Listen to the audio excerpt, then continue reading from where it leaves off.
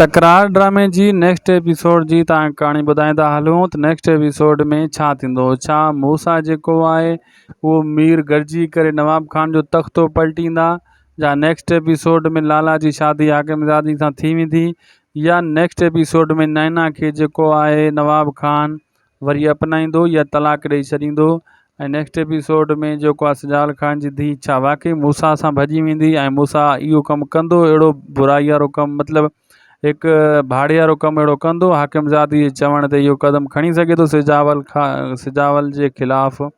सॼी कहाणी तव्हांखे तफ़सील सां ॾींदासीं इन नंढड़े वीडियो में। उदासी TV यूट्यूब चैनल में ख़ुशि आमदीद। जे अगरि नवां आया आहियो असांजे चैनल ते त इनखे ज़रूरु सब्सक्राइब करे छॾिजो। अगरि फेसबुक पेज ते ॾिसी रहिया आहियो त फॉलो लाइक शेयर ज़रूरु कंदा। सुबुह हेडलाइंस तव्हांखे ॾिनीसीं, हाणे ॾींदासीं तफ़सील सां तव्हांखे ॼाण ॾींदासीं त नेक्स्ट एपिसोड जेके अचण वारी आहे, यानी सुबुह छंछरु जी राति अचण वारी किस्त आहे, उन जी किस्त जी सॼी कहाणी इन्ही में।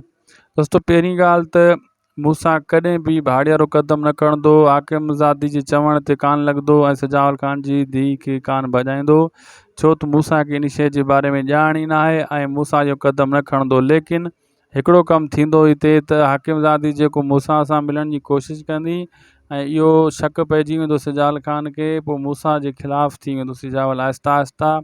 ऐं मीर जेको आहे शुरू खां वठी मां तव्हांखे ॿुधायो त नवाब खां परे थींदो थो वञे, पोइ किस्तनि में मां वाज़े करे तव्हांखे ॿुधायो हुयो त हाणे आहिस्ता आहिस्ता अञा मूसा जे वेझो ईंदो मीर। लेकिन मूसा इन टाइम मुहतरिक आहे, लेकिन मूसा तकड़ न कंदो, मीर ते एतिरो एतबार न कंदो। उनखे ख़बर आहे त मीर चाल बि खेॾी सघे थो ऐं नवाब खान खे मीर चयो बि आहे त सजावल खे लिटाइण जे लाइ मां मूसा ऐं सजावल जे वेझो थियणु चाहियां थो, तॾहिं मूसा खे उतां बचाइण में कामयाबु थियुमि ऐं न मारियुमि। तंहिंजे करे इहा हिकिड़ी चाल बि थी सघे थी, लेकिन मीर असल में जेको आहे पछताए रहियो आहे। मीर गंदो आहे, मतिलबु कमु ग़लति कया आहिनि, इन जे करे हू तौबा ताइब थियण लाइ तयारु आहे, नवाब खान खां परे थियण लाइ तयारु आहे।